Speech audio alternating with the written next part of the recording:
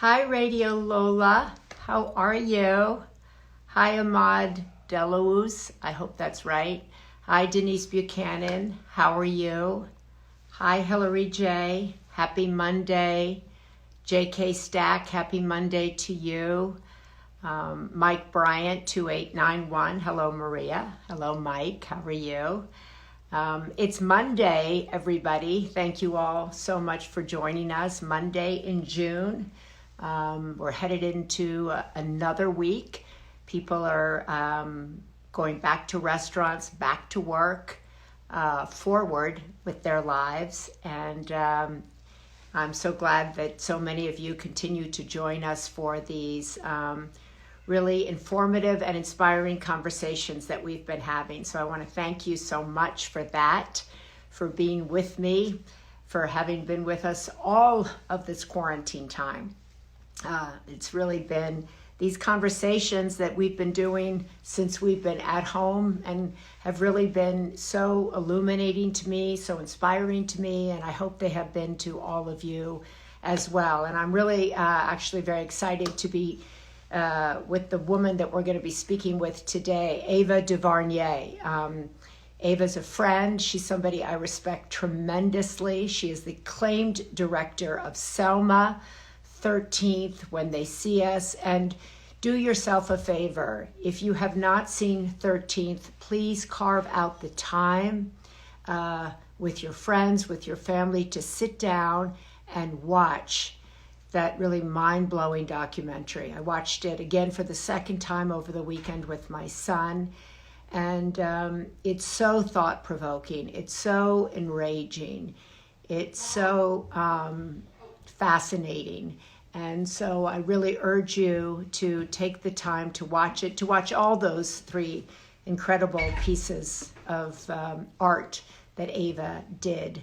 And I'm really glad that she's coming on here today. She's only coming on for about 15 minutes. I wanted to talk to her about this new initiative that she's doing called LEAP, the Law Enforcement Accountability Project. Allie just said, I just watched the film the other day.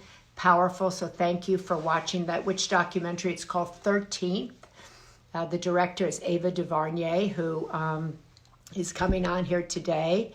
And she's going to talk about her new initiative, as I said, the Law Enforcement Accountability Project. And what's interesting to me about that is it's going to explore the narrative around police accountability, around police abuse. It's going to commission lots of different projects over a 2-year period, some through documentaries, some in art, some in dance, all different ways. And I wanted to talk to her about that, how she's going to look for the projects, who can apply for the projects, and really what she's looking to change. I think she's really so creative and so inventive with narrative. And narrative is so important because we are led to believe things that we learn, right? That's how we form our belief system.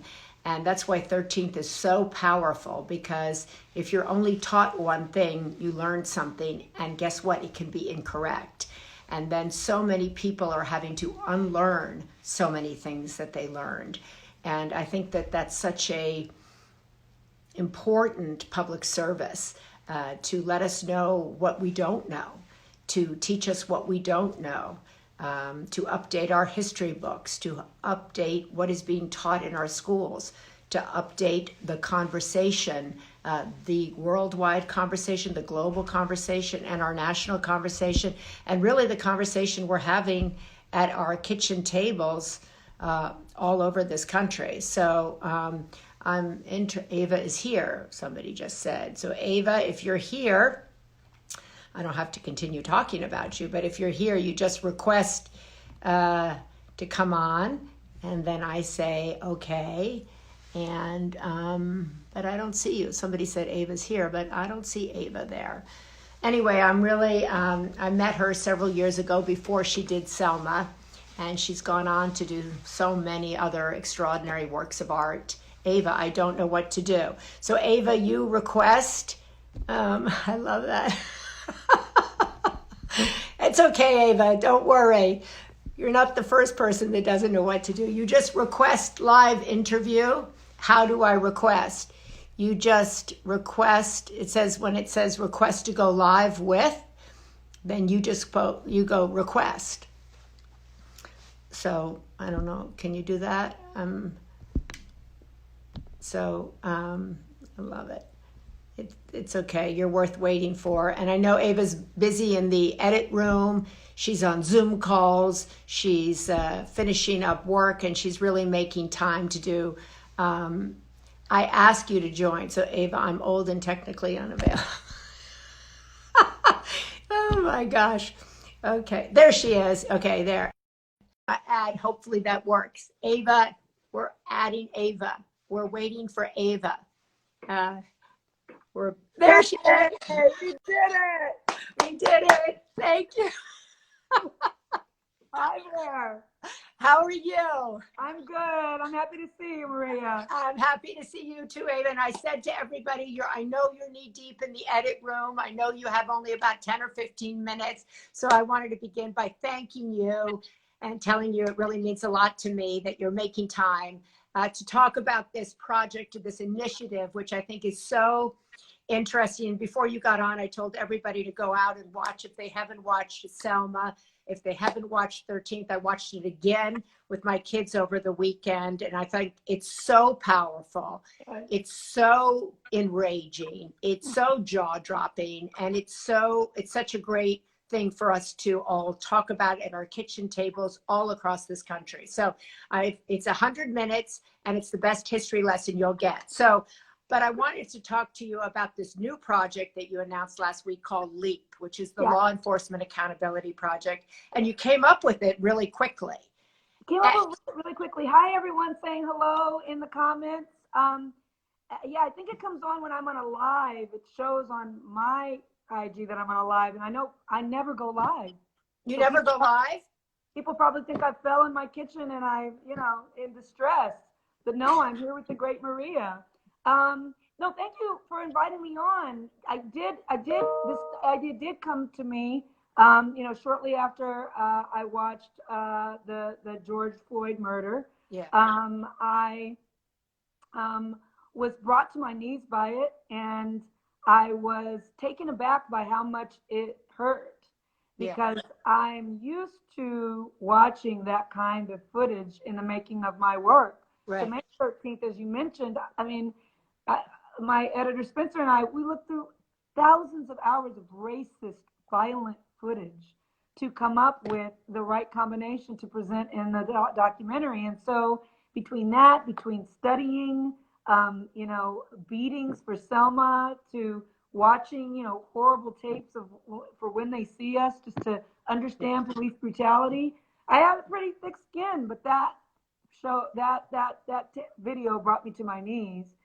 And I tried to interrogate for myself why that was the case. And I came to understand that it was because I could see the murderer clearly, which is something that I realized we usually don't see. Right. We have a body cam facing the victim, and the officer is behind the cam, so we don't see the officer.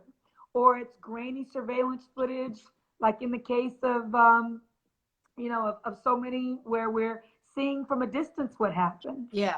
And so to see the face, to see this officer stare at the 17-year-old young woman who was taken, right. All the bystanders saying, "Are you going to kill that man? He can't breathe." Mr. Floyd pleading for his life, and the sunglasses that sat right on top of the officer's head and never moved, the hand in the pocket very cavalierly as he killed someone. That, bearing witness to that, made me realize we usually don't see the officers who correspond with the victims. We know right. Their names. I can give you 30 names of people who, from Oscar Grant to Philando Castile to Sean Reed to on and on. And they're all in the film, I should say, in 13th. So many of them. Many of them, but that's the fraction, right? And so we know their names, but we never know the names of who took their lives. And I feel like we should not allow this to be a national blind spot anymore. We know police unions have protected Right. officers who, they're wonderful officers out there. This is not about all officers. These are about the officers that abuse their power, right? And Ava, you said that you want this to change the narrative. You want it to introduce a new form of storytelling around police. Right. Well, yes. Again, this is for officers who are abusing their power, who are not being, handled by unions, police departments, and even the courts. Yeah. And so, as the public, we can say we will not let these people go unnamed and unknown anymore. So we're using art to do that. We are funding 25 projects over 2 years across multiple disciplines, focused on specific cases where we amplify, police abuse against Black people that's been caught on tape, particularly cases in which the officers have gone on with no repercussions. They've been reassigned, they've been continuing to get paid. They are now in other communities doing work where people are not aware of their past history. These are the projects that we're focusing on. So it's called LEAP, the Law Enforcement Accountability Project. You can join us. Anyone can join us at Leap Action. You can go right on IG at Leap Action. And the way that people can help. That's what I was going to ask you. Yeah. Yeah, thank you for asking. Once we make this artwork, we want it to be powered by people. So what we're asking folks to do is use the power of their social. If you sign up, you will get the project first, and you will be a part of the distribution mechanism to get it out into the world using your social. This won't be on one cable network. This will be on hopefully hundreds and thousands of our own networks right through our social platforms. So whether Ava, it's Facebook, TikTok, or IG, folks will really be able to broadcast these projects before. So you've talked about 25 projects. It's a 2-year initiative. So you're talking about dance, about art, about film, about stage. So do they propose something to you if they have an idea? Well, the 25 projects are being they're commissioned. So we're inviting, there's an advisory council. Okay. Invited. So this is for kind of mid-career artists. Okay. So artists that have done work and are used to working in a commission fashion. I see. And these projects are very short. They're 3 months long. So it's similar to other grants that have advisory councils where you'll be invited to do the work. Okay, repeat again, where do they go? Can you repeat again, where do they go? So people who want to support the work, would go to leapaction.org, or you can just follow right on IG at Leap Action. I'm going to put it right here. Yeah, we'll also put it up. We'll play this interview in the Sunday paper. We'll put up the link so you can support the work, apply for the work, find out about the work, stay in touch with the work, and follow the work and be a part of changing the narrative, as Ava said. Ava, something else you wanted to change, and I joined in with you over the weekend when I saw about the renaming of the Selma Bridge. Yeah. It's a change.org petition to rename the bridge after John Lewis. Tell me how that came about. I thought it was such a great idea, and I just found out about it over the weekend. Yeah, I signed every petition about that bridge that comes across my desk. This is just another one that came across my desk. I've maybe signed 7 since even before I made Selma, just because anyone who has an idea about that bridge and what should happen to it, I sign it, because something needs to happen more than what's happened, which is it is named, in my view, it is named after, a KKK Grand Wizard and a, Confederate traitor, and someone who murdered people and who caused great harm to Black people. On that bridge, great triumphs were had, but the fact that it bears the name of a man who I don't feel should be honored in that way is my opinion. And you have some people in Selma who say we like it like it is.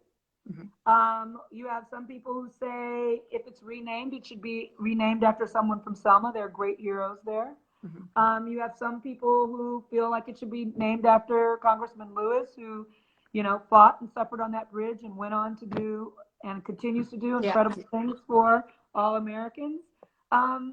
Or it should be just no name. It should be named the Selma Bridge. But the bottom line is I sign every petition because we need to be examining, interrogating, and dismantling what is currently the norm on that bridge, in my view. And so I think it's open to discussion, and I hope that something new happens, because I think it stands as a beautiful testament to dignity, human dignity and freedom, and there's more we can do there. I just want to say several people have asked you to pin.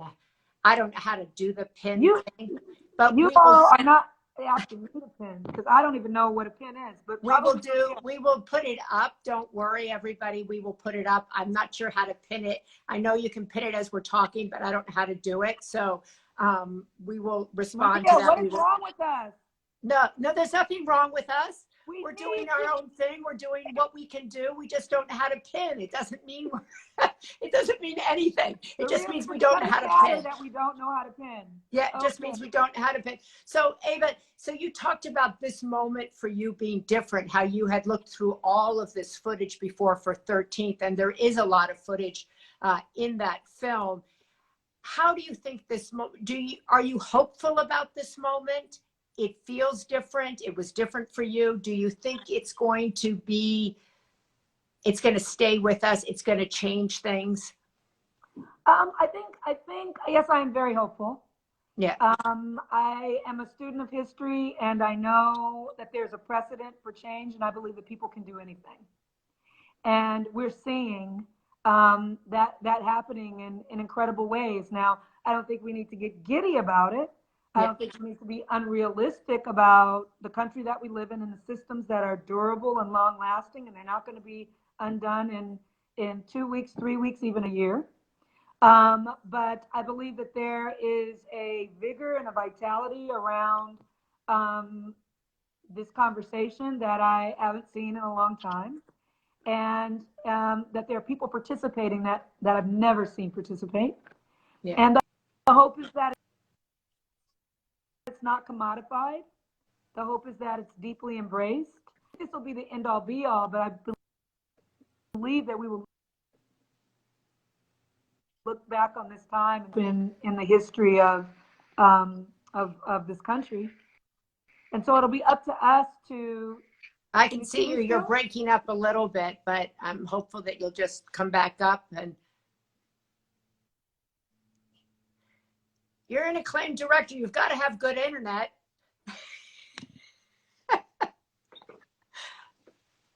She was saying, I think she was saying she'll move it, but what I think she's saying is so true, that there's so many people involved today, waking up today, that weren't awoken in the past. Can you hear me now? Ava, can you hear me? No, now she can't hear me at all, and we can't hear at all. So maybe Ava, hang up, or maybe.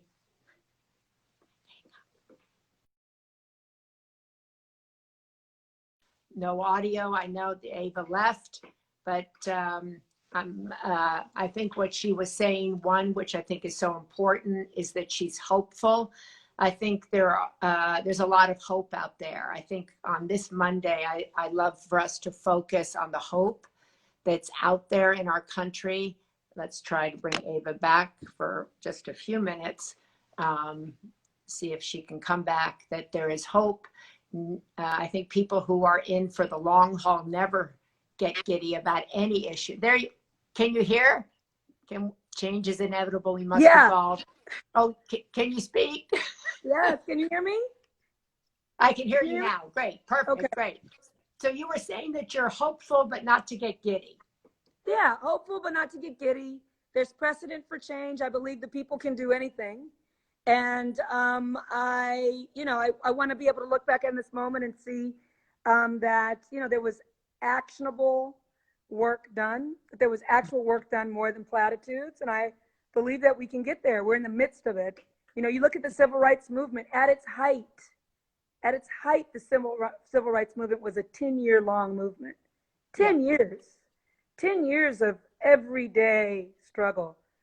The Montgomery bus boycott, I mean, months and months and months. It didn't stop. It was relentless to the power structures had to concede some power. And so, it's if people are in it for the long haul, I think that there's a lot that can be done now.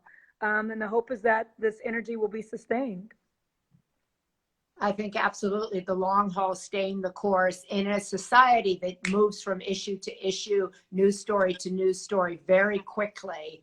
I think staying the course on anything is what actually accomplishes change. And finally, Ava, you were just elected to the Board of Governors for the Academy. What does that honor mean to you, and what change do you want to bring about there? Oh my gosh, our audio.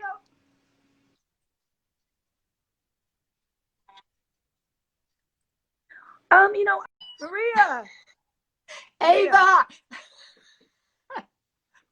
Well, can you hear me? You can hear me. We're just having trouble hearing you. One more thing. Can you hear me now?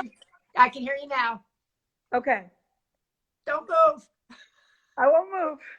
I won't move. I was saying that I am I decided to run this year because I feel like this is instead of years before, when I've been asked to consider running, I ran this year because I feel that, this is a year of change.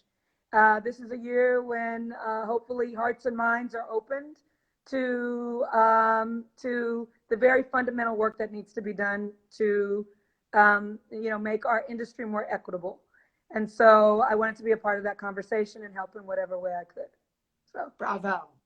Well, thank you so much. Go back to the editing room. Thank you. Congratulations on the project. We'll pin where you can join Ava, how you can join Ava, and how you can get involved and track it.